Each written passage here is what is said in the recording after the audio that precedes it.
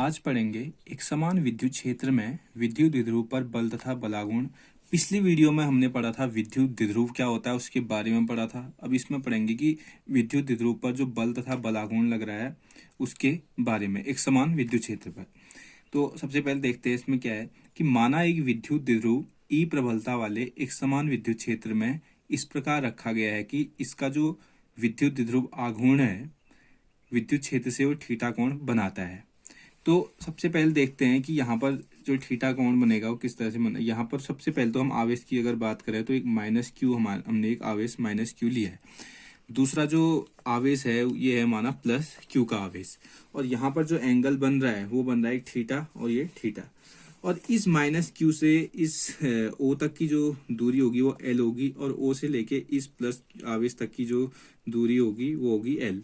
तो टोटली अगर जो हमारी लेंथ हो जाएगी वो कितनी हो जाएगी, 2L की जो है वो कितनी क्या हो जाएगी, लेंथ 2L हो जाएगी। ठीक है, अभी आगे देखते हैं इसमें। अब यहाँ पर जो है एक वो लगता फोर्स लगता है। फोर्स क्या लगता है वो देखते हैं। F1 और F2 इस पर प्लस Q पर जो F1 लग रहा है, फोर्स लग रहा है F1, वो लग रहा है F1 बराबर QE आवेश गुणा विद्युत क्षेत्र।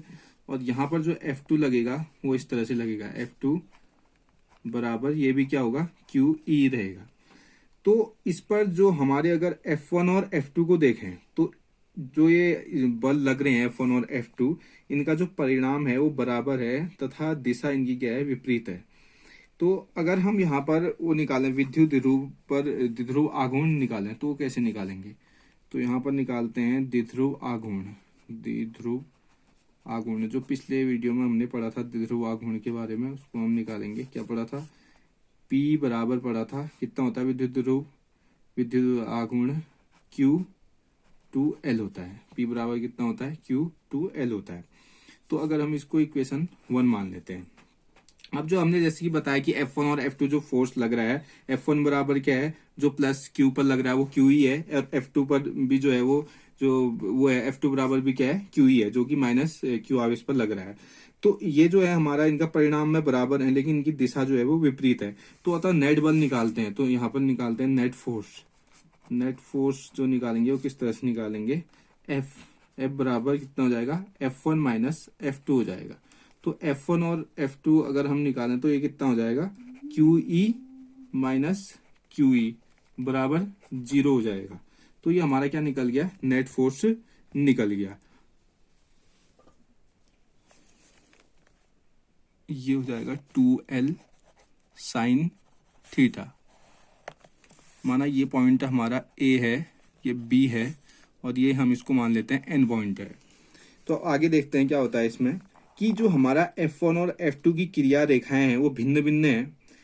अतः ये दोनों बल एक बल युग्म बनाते हैं। F1 और F2 की जो क्रिया रेखाएं हैं वो हमारी क्या है, भिन्न भिन्न है, और ये दोनों जो बल होंगे एक बल युग्म बनाते हैं जो विद्युत द्विध्रुव को विद्युत क्षेत्र की दिशा में लाने का प्रयास करते हैं। जो हमारा विद्युत द्विध्रुव है उसको क्या करते हैं, विद्युत क्षेत्र की दिशा में लाने का प्रयास करेंगे। इस बल को ही हम क्या बोलते हैं, प्रत्यानयन बल युग्म बोलते हैं। तो और जो हमारा प्रत्यानयन बल युग्म है उसको हम टाउ से प्रदर्शित करते हैं। तो हम यहाँ पर क्या निकालेंगे, टाउ निकालेंगे। प्रत्यानयन बल युग्म। तो प्रत्यानयन बल युग्म बराबर कितना होता है, टाउ बराबर एक बल का परिमाण, एक बल का जो परिमाण है, और मल्टीप्लाई कर देंगे इसको दोनों बलों की क्रिया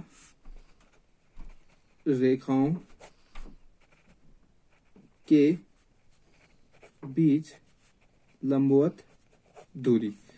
तो अब हमारा टाउ बराबर क्या हो जाएगा, एक बल का परिणाम कितना है, वो होगा हमारा QE आवेश गुणा विद्युत क्षेत्र।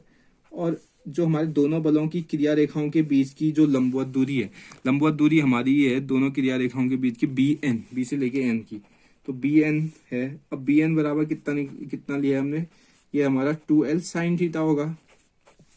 तो अगर हम ऐसा करें कि P बराबर कितना होता है, Q2L, तो यहाँ पर हम करते हैं Q2L Q2L को एक साथ लेते हैं E और साइन थीटा को एक साथ लेते हैं। तो इक्वेशन 1 से देखें हैं तो यहाँ पर हमारा टाउ बराबर कितना हो जाएगा, Q2L ये भी है तो ये P हो जाएगा, PE साइन थीटा हो जाएगा। ये होगी इक्वेशन 2 होगी।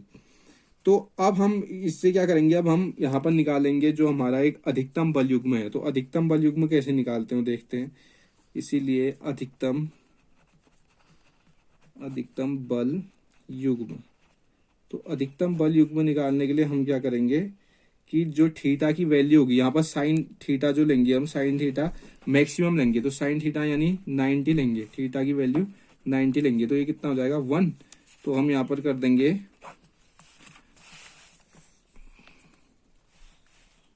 Tau maximum. तो टाउ मैक्सिमम बराबर यहाँ पर आ जाएगा पी ई आ जाएगा, कितना आ जाएगा पी, क्योंकि साइन थीटा यहाँ पर थीटा की जगह कितना आ जाएगा 1, तो ये पी ई हो जाएगा। तो यहाँ पर टाउ मैक्सिमम आ गया पी ई, तो यहाँ पर इक्वेशन 3 मान लेते हैं। अब यहाँ पर से हम क्या करेंगे, यहाँ पर हम पी की वैल्यू निकालते हैं। तो पी बराबर कितना हो जाएगा, टाउ मैक्सिमम अपॉन ई हो जाएगा। ठीक है, अगर हम मानते हैं कि ई की वैल्यू अगर 1 न्यूटन पर गुलाम हो, ई की वैल्यू अगर 1 न्यूटन पर गुलाम हो,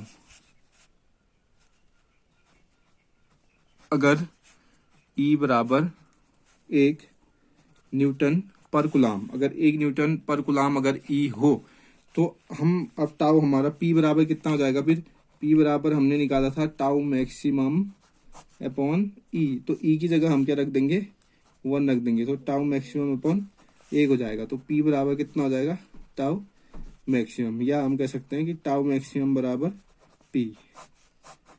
तो यही था हमारा एक समान जो विद्युत क्षेत्र है उसमें विद्युत विरूपण बल तथा बलाघूर्ण। Thank you.